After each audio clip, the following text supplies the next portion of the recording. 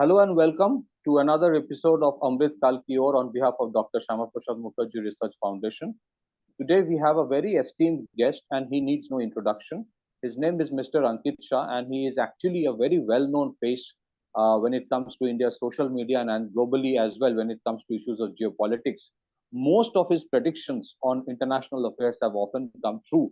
And I might tell you this with lot of conviction and humility that even though many like me also come on social media, and even though he's a very good friend, but I learned so much from him on certain issues. He is such a great, personality. So we will discuss today something which is very important and very interesting. The issues revolves around the fact that once Prime Minister Modi is back in his third term, what are the dynamics of challenges and opportunities that Ankit ji foresees that India would witness in terms of reforms and resistance, both in the next 5 years. Over to you, Ankit ji. Ji, Jai Shri Ram to the viewers. Always a pleasure to be hosted here. Um, since we are talking about Modi 3.0, first of all, we have to understand that this is a third victory of the Prime Minister, which in itself is a very big thing, record-breaking stuff for the country as well, to have a stamp of approval of the people that the consistency of policies need to continue. So the very first challenge will be on the very same thing, that consistency of policies. Now, when we say consistency of policies, there are path-breaking reforms which the Prime Minister has planned for the country. As you all know, that he promised first 100 days and then he extended 25 days more for the youth as well. So these reforms will now, there are calculations in coalition politics, as you know. So one of the elements certainly is going to be of foreign interference, which we all saw even during the elections. And some steps are being started being taken on it, because we just got to know that some foreign elements who were involved in this are being, their OCI is being cancelled, or their visa being rejected and stuff like that, because this was a big size of foreign interference which has happened in this election, especially the kind of social media companies and even those Western journalists who were giving their biased views when the voting was still on. So it almost tantamounts to, trying to harass the voters of this country during the voting process. When you come out with those biased reports, rankings, and indexes and stuff like that, and this was happening officially from various countries. So I think the government is now taking cognizance of all that has happened during the elections and taking the right steps. Now, when we say that at a macro level, in terms of geoeconomics, a big faction which I say is, aligned with the India growth story, which I say at least 93% of what the global deep pockets be, they are aligned to the India growth story, and 7%, which I say is the Soros-led faction who are involved with this kind of interferences and stuff like that. Now, one thing that we all need to learn and understand is that these deep pockets cannot be neutralized, one, which means you will need to learn to manage them. Second, what we need to learn is the entire 100% was involved with the interference. Even the 93%, which is aligned to the India growth story, was also involved in the interference. Now, why would that happen at a global stage in a coordinated way, involving our opposition elements and stuff like that? Why will that happen, despite the fact that they are aligned with the India growth story? And actually, they would need a strong political leadership to come in Delhi so as to make some profits out of their long-term investments, which they are eyeing in by shifting operations into Bharat. So these 100%, if you look at their history, the way they have been operating into nations, they use nations like portfolio for profits, and those nations which do not fit in the criteria, leave those geography and ship out to the next promising geography where they see their profits would come from. So that geography certainly is going to be Bharat. But the entire 100% meddled in this election. Why? Because they wanted to ensure a government that comes which does not have that strong a bargaining power with them.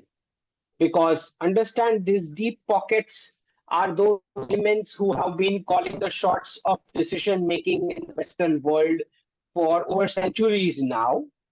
And they expect a similar of influence within Indian polity and business and trade, which is which is not going to be as smooth because we also have our own Indian businessmen and stuff like that. We are first going to give priority, obviously, to the Indian businessmen in terms of access to the market and policies and stuff like that.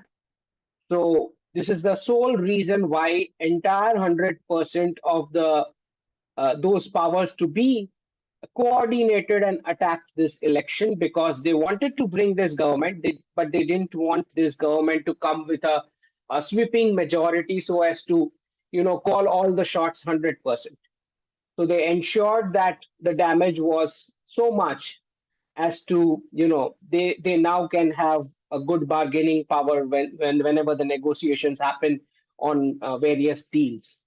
So you immediately saw how Elon Musk um, after the election results, started talking about his companies looking forward to operating in Bharat. So during the elections, he declared that he was coming and then he canceled the visit. So from these instances, you can easily make out the intentions of the global powers in terms of wanting an access to Bharat market, but then 100% on their terms, they want to bargain all the policy changes that the government needs to be done. So this is the first and the foremost biggest challenge for the government that the foreign elements are going to look forward to bargain with them in a hard way. And whatever Modi 3.0 cabinet ministry that I am seeing, which is continuation of the previous cabinet, that proves a point that the government is not going to bow down to the demands of the foreign elements. And I think this was also what I tweeted as well as soon as the results came, that there's no need to bow down because you have a number wherein we can, if the reforms do not go our way, or if the opposition creates a mark, then you have a good chance to call in elections. So there's absolutely no need to go down to any of the anti-Bharat or anti-social elements or the foreign interference people. So this is going to be one challenge. The second challenge the country is going to face, which we are already seeing, is in the education sector. Because understand one thing, what is happening is first it was about the NEET exam, and now it is about the UGC NET.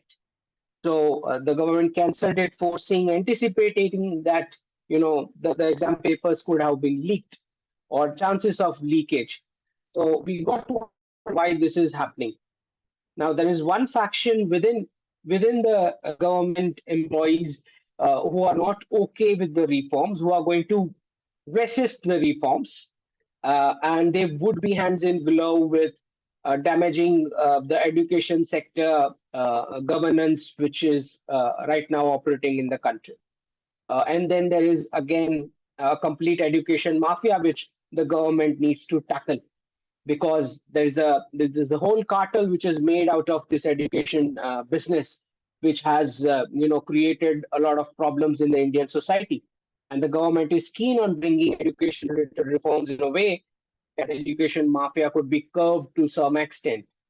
Now, this is going to be the second biggest challenge, the education sector. Now, moving out from after mentioning this challenge, moving out from what the government is going to face, I would like to address our community, the patriot citizens of this country, the nationalists, especially on the education, because the discussion is about this education challenge.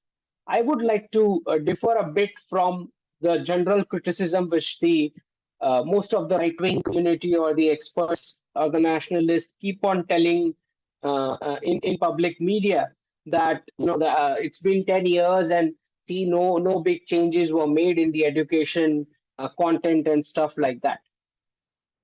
I would like to refer to this criticism, particularly because I need to point out to the people, to the viewers here, that the education department itself invented by the British for conversion and colonialism. There was no education department in ancient Bharat. It was never required because education was supposed to be gurus led education and not state led education, not any business led education, not any company or family led education. Okay. So all the criticism which the right wing does, saying it's been 10 years, no content has been changed. I mean, the very idea that the babus are going to bring an Indic knowledge system content in the mainstream, I think that idea is actually laughable because a lot of the current the babus or the government employees that we have are product of the same British classroom format. So it is going to be very difficult to get them to decolonize their minds and they actually do the research for the Indic knowledge system and bring that content out. So what is the way forward? I mean, I do understand that the government is bringing big initiatives like NEP and the Indian Indic knowledge system. They are working on it, IKS, full scale, and I'm aware of it. A lot of efforts are being put into, but my concern is tomorrow. I mean, few decades down the line, or in the next century, whenever the new kind of a government comes, understand the textbooks can be rewritten again. Okay, so to my understanding, the ancient Bharat education model was gurus-led education model, and it is the duties of what we call the intellectuals, the Prabuddha Varga of our communities, who are supposed to, groom gurus and start gurukuls on their own, devise their own content, do their own research, and it is the duties of the community to be able to sponsor that education format and also, you know, uh, enable the community for their livelihood as well for the students which come out of that format outside of what the state does. I mean, without relying on any state help. The biggest proof of colonization is the process in the people's minds that you think that the state is supposed to do everything. This is the biggest misconception which the right wing people and the experts have, that the state is going to help you out in everything. Is a security issue, you want the state to take some action. Well, where are your birth rates? Where is your community strength? Right? The state is not going to be able to give one policeman per citizen. So I think this entire British governance format, which we cut, copy, pasted, and what we are living right now in a Western constructed world, the very belief that the state is going to come, the constitution is going to come, the police or the judiciary is going to come to help you and give you some rights. I think that is a very wrong assumption with which the Hindus are moving about. And it is high time that people realize that we have to increase our own Kula and Jati strength, that is a family and community strength, in order to secure our rights ourselves. Because you are not going to get, at every street and every doorstep, a police officer to help you out.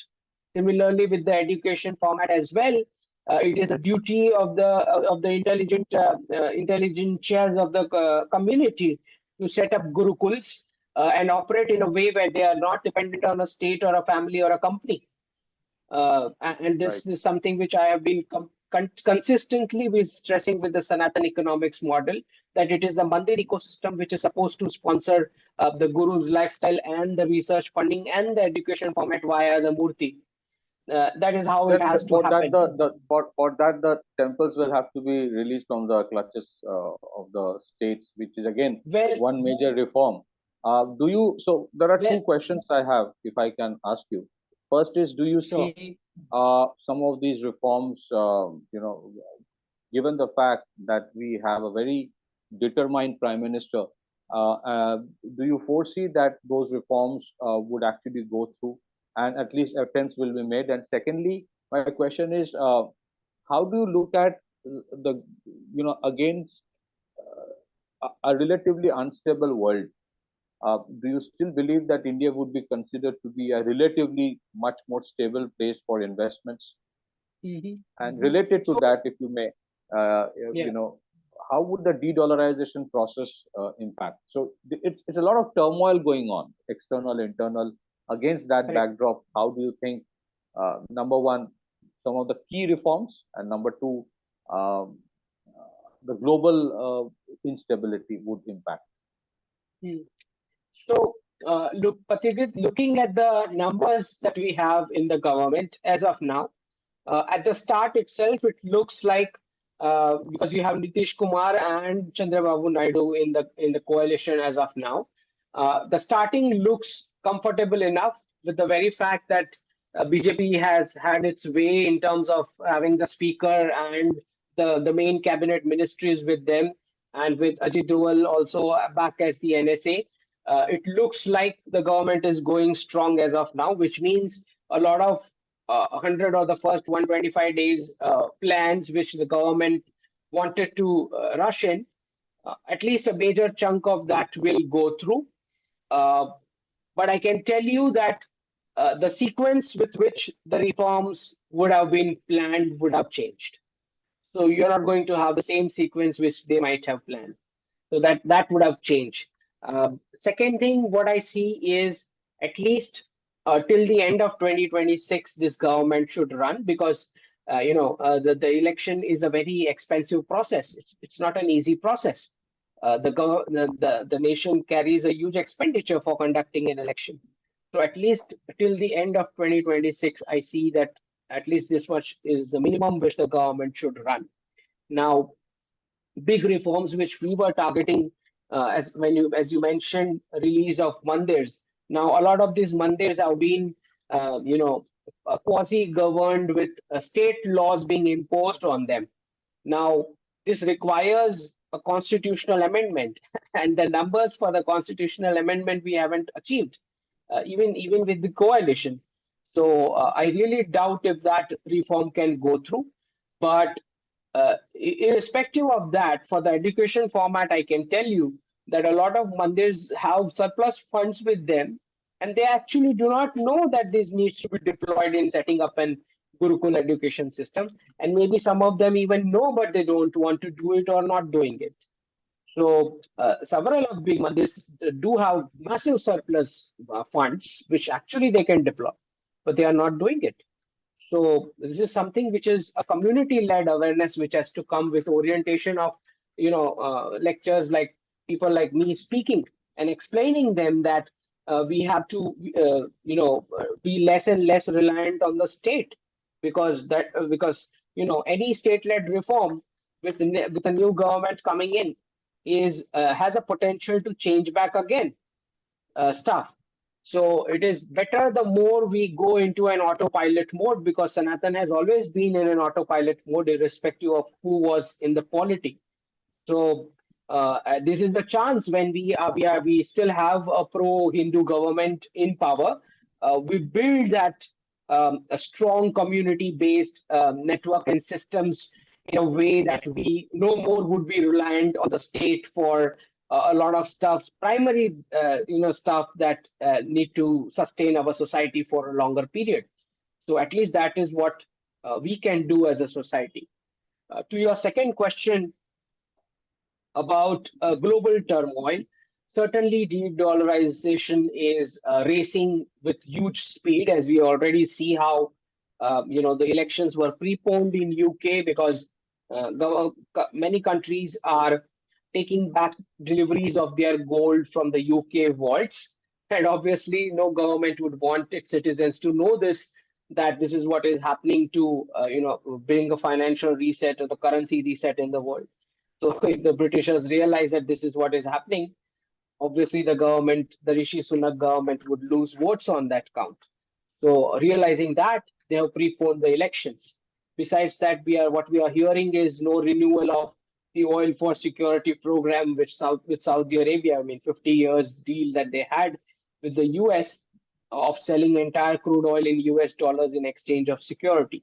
So there's no mention of if that deal is going to be renewed. So what that means, in any case, we have already seen transactions of Saudi Arabia doing oil trade in yuan and UAE doing oil trade in Indian rupees. That has already happened for sure.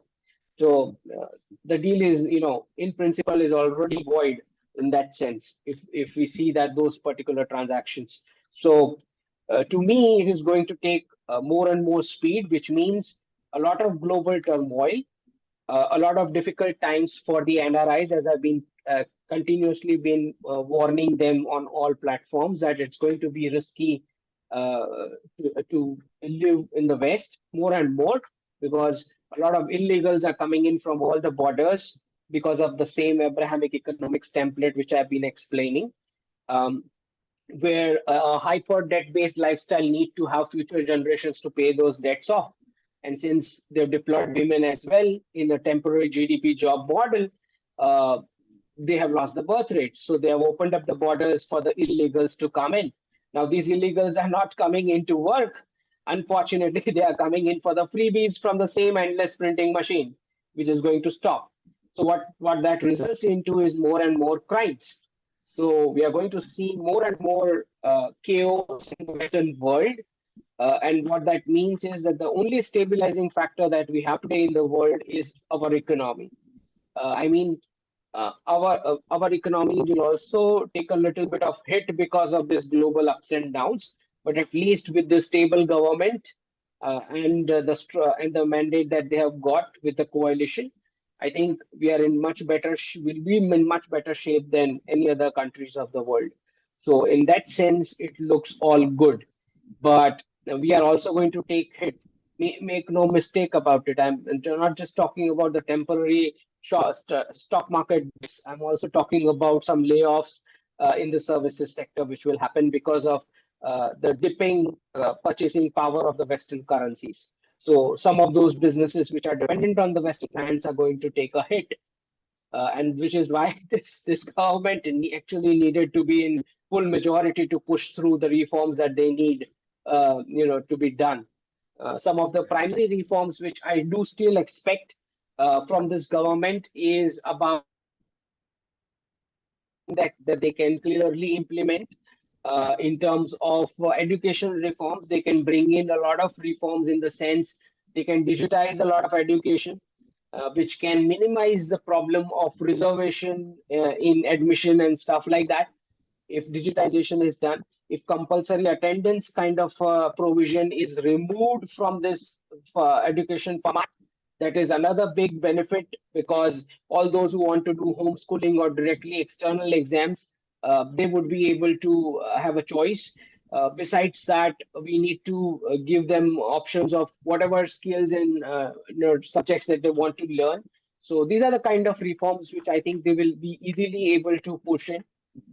Besides that, POJK, Pakistan occupied Kashmir, that is certainly going to be on the agenda. This is something that I believe they will complete in this term. Uh, so these are and judicial reforms. Now, for the judicial reforms, how much of the coalition helps is going to be a question, but I think they will arrange some kind of support from other parties as well to push in some kind of at least judicial reforms, which has now become an urgency for the country to have it as early as possible. So obviously, some sequence of the reforms are going to change now. The speed with which they were supposed to otherwise go.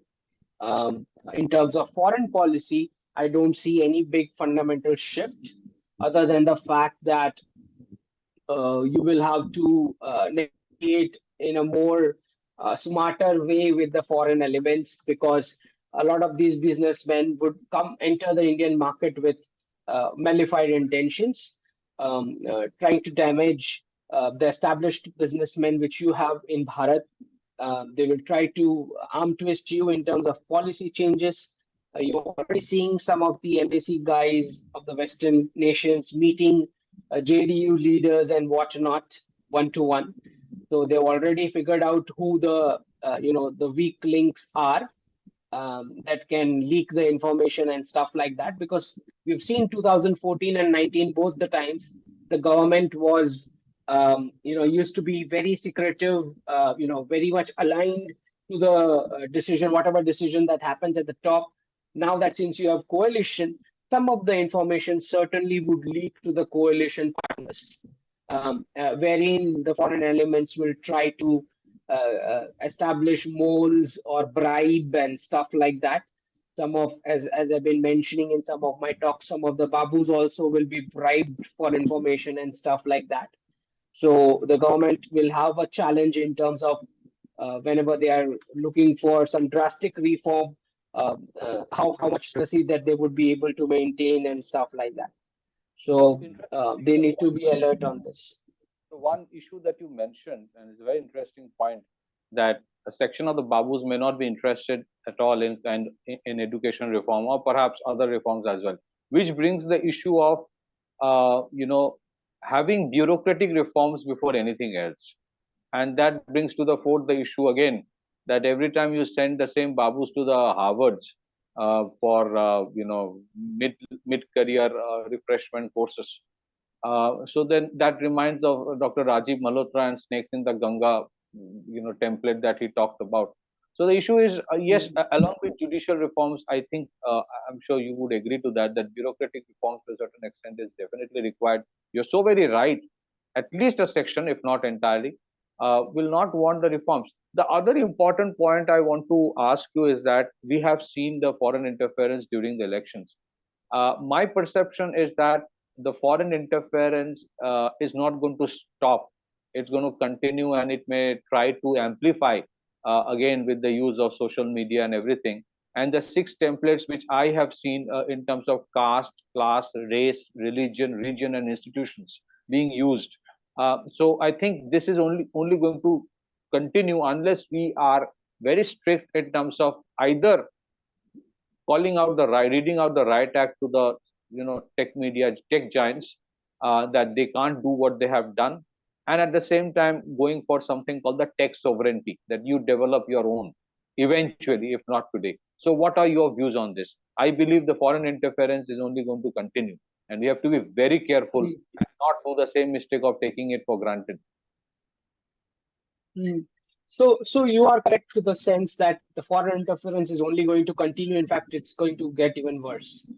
So the government's ability to preempt some of these actions, sadly, is a lot of dependencies on the same babus again. So even if the intent is good in terms of the political leadership who is sitting in the office, it's again all boils down to implementation. Always boils down to the babus. Okay, so I don't know how much are they equipped to understand the challenges that we have and will like to stop the foreign interference. And even if they are equipped, would they actually like to stop the foreign interference? That itself is a question. So bureaucratic reform, certainly one of the thing. I think a big percentage of uh, bureaucracy, at least the new vacancies, should directly go out as a private placement by interviews and stuff like that on merit directly. I do believe that this would be really helpful if the government will be able to get it through. I doubt whether they will be able to get it through, but this is something that is urgently needed. Uh, Second thing, the question that you asked about all the six, the titles that you mentioned of creating an internal rift within the nation. A lot of regional political parties are hands in glove in increasing this kind of rift, because that's the only way they are able to get in votes. So the only counter to this is one nation, one election. Now, if you are able to rush in that reform as early as possible, and complete the delimitation process as early as possible and mark the women reservation seats, that will be the best counter. Complete the process as early as possible within as less months as possible, because the next election should directly be one nation, one election. That's the only way You will be able to curb the regional separatist tendencies, which are, which is actually fake, but then it's, funded and, encouraged by the outside elements.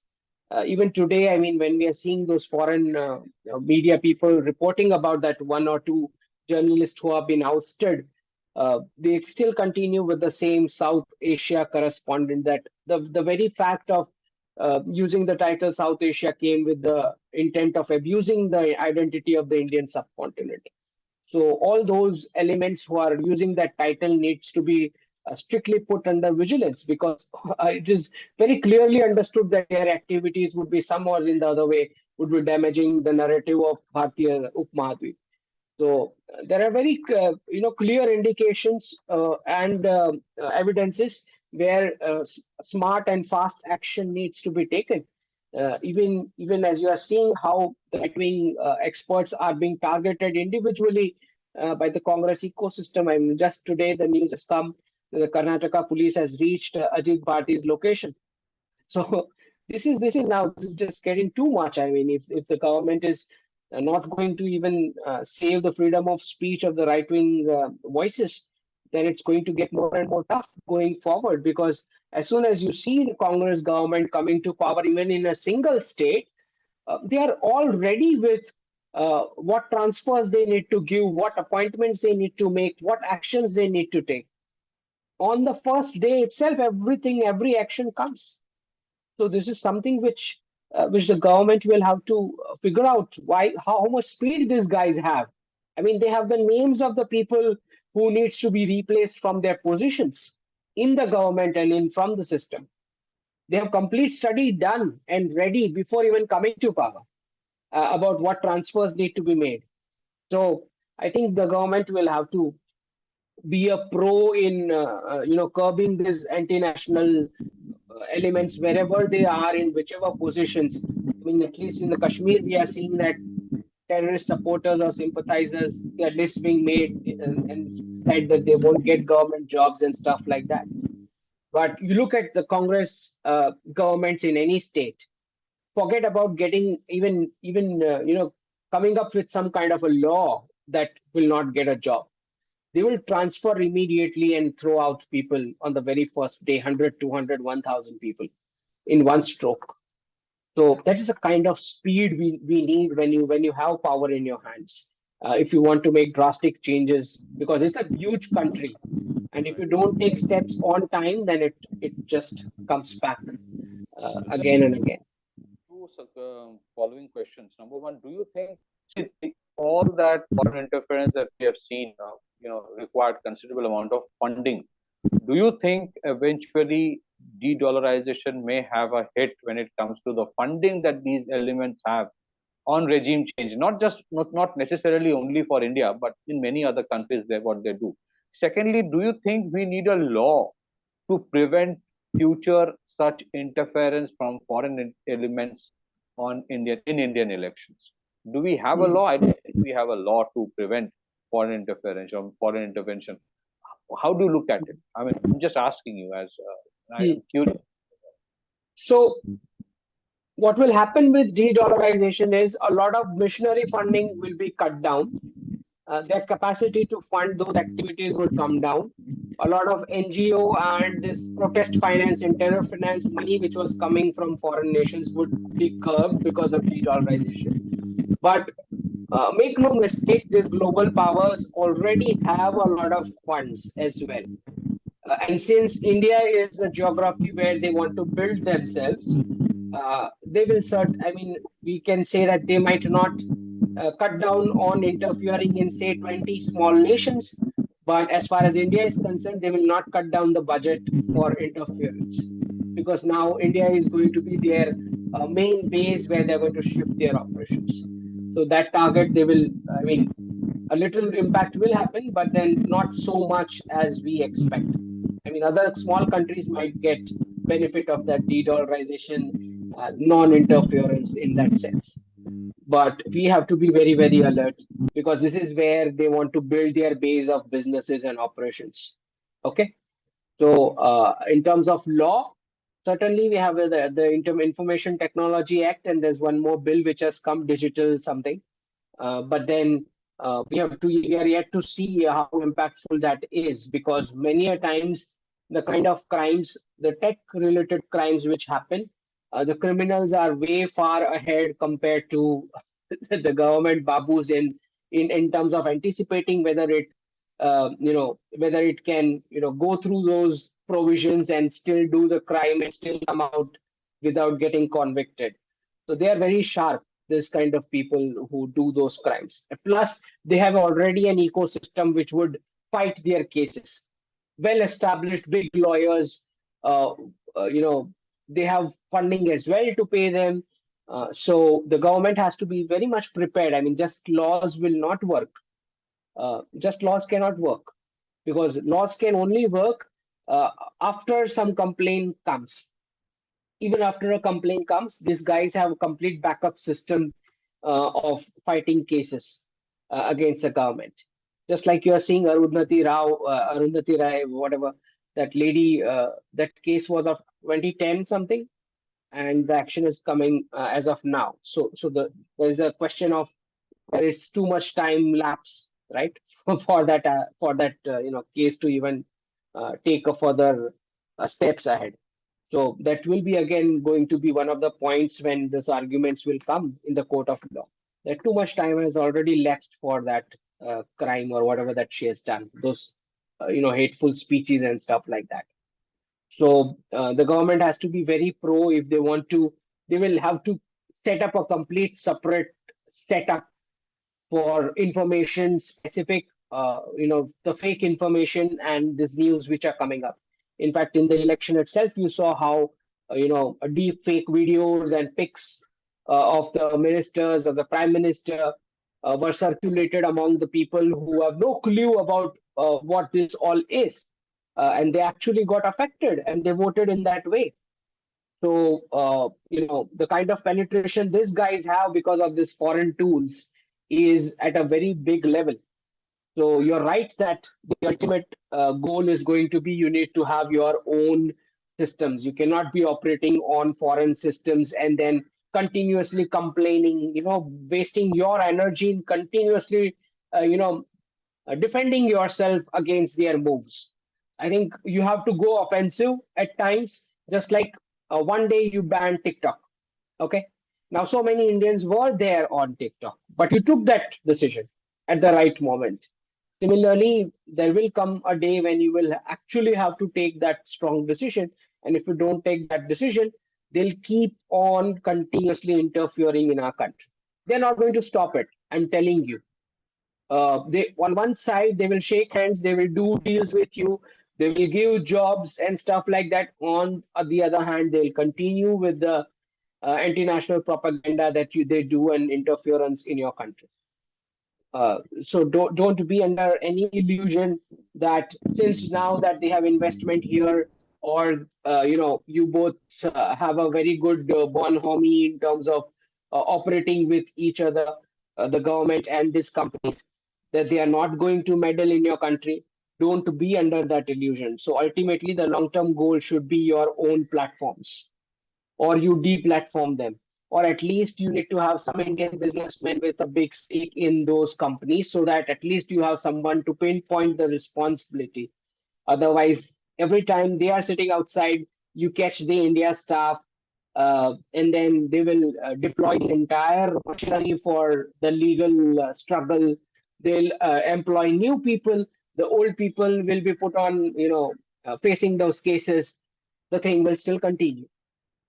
So long-term solution is your own platform's indigenization. In any Okay. case, So I in think a de-dollarized world, we are going to move towards more and more Atmanirbhar. yeah. Even they are going to move towards more and more Atmanirbhar, because they also realize it.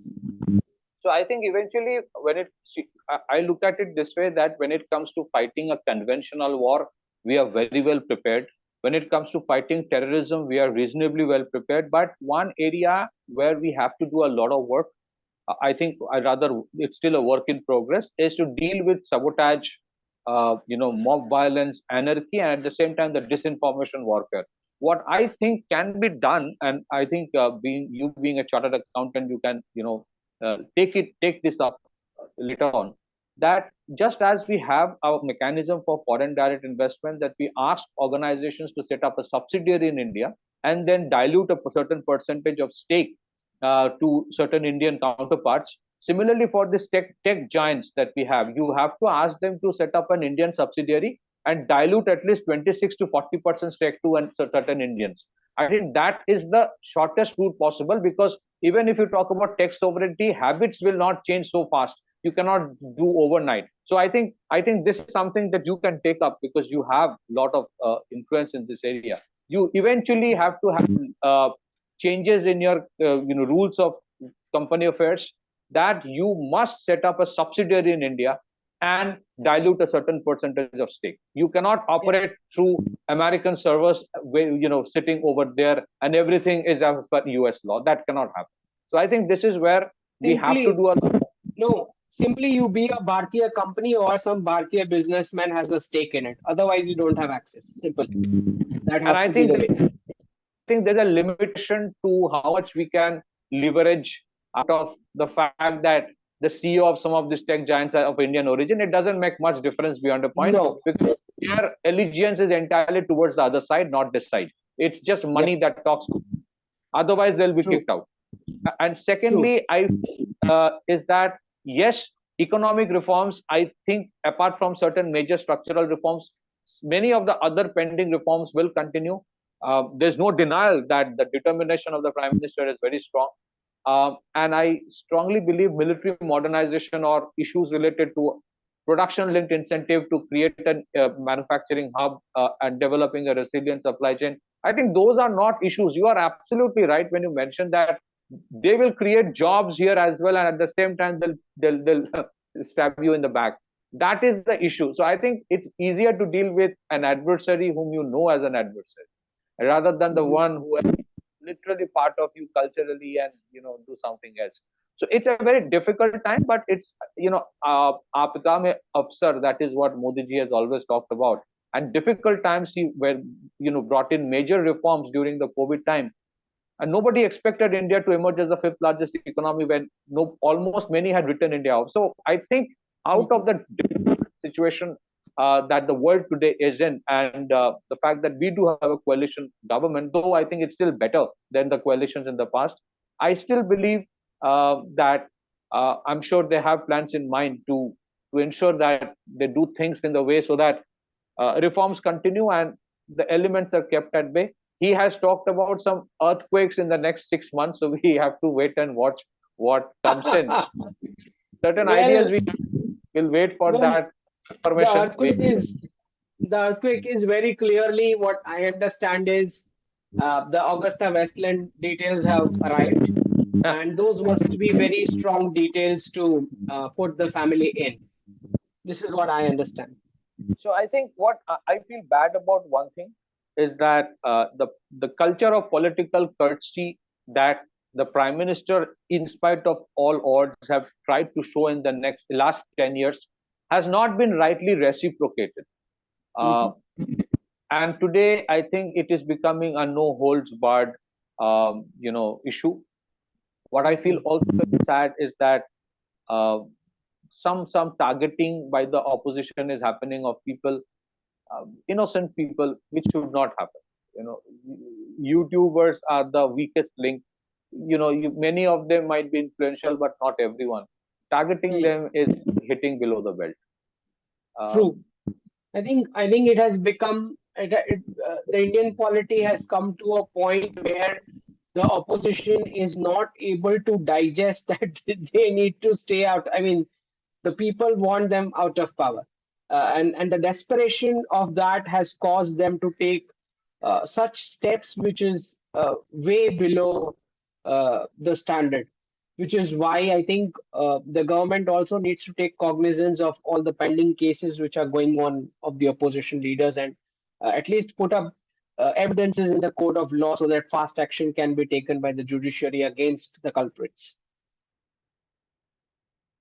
one last thing, I want your opinion on this. I am very certain that by 2027-28, India will become a $5 trillion economy under the leadership of Prime Minister Modi. But my worry is that if this had been the level of foreign interference with use of algorithms and AI in 2024, then by 2029, when the reach of social media will be even more than what it is in 2024, then imagine the kind of interference that can happen 5 years down the line or 3 years down the line, unless corrective measures are taken. So that is a worry we have, and I think the government will try to do something, irrespective of anybody. This is an Indian election. Let people decide on their own. All that we are saying is that the external element should not do it, or else I think it is time that India starts creating a template that we make the others feel how it feels when foreign countries interfere. I think we should reciprocate. What is your view? So I think Pathikrit, the kind of tools that they have an extra edge because their tools are universal. Our tools, I mean, we are even yet to make tools which has that with that scope to go and interfere into their elections. But at least some of the reciprocity can be done in terms of taking actions in other ways for this same countries. Via, I mean, some of the companies which are operating here can be put under strict vigilance of the all the laws that you have. Try to enforce those laws on them and make them feel a little bit of pain because they need to this message need to go that if this is the method that you have employed, then we also have several tools which at our disposal. So other ways can be done, but I think before it we reach the next election where they again try to do all this kind of things, midway itself we need to say bye bye to these platforms. This is my understanding. Before we go to the next elections, we Absolutely. have to shift to some of the big platforms, and it has to happen in a secretive way, in such a way that it comes all of a sudden 8 p.m. The Prime Minister comes and he says, "We are shifting to the next platform." It has to happen that way. It cannot come in a way where they get prepared for the retaliation. They get time for it. So and it has to happen before the next election. Otherwise, they will continue to play muck around like this. And next time it will be even bigger because this time they must have learned a lot of data based on the results that have come, right? So they have a lot of parameters and algorithms already built in, and they will now be building new parameters and algorithms based on that data collected for the next elections. They must have already started that. Okay, don't be under any delusion. They must have started already, and they will do it. They will try it in the next coming Maharashtra election as well. They will do it. I'm telling you. So before we go to the next Lok Sabha elections, we need to at least jump out of one big platform so that it drives the message and then come up with the norms. Either you are becoming a Bharatiya company or a Bharatiya businessman is taking a big stake into it. Then you have access to this market. Okay. Take action on one platform. Rest of the platforms bring this rule and see to it that this is implemented. And Ankit, this is why hybrid war in a globalized environment is much more challenging than fighting a conventional war or an asymmetric war or fighting terrorism.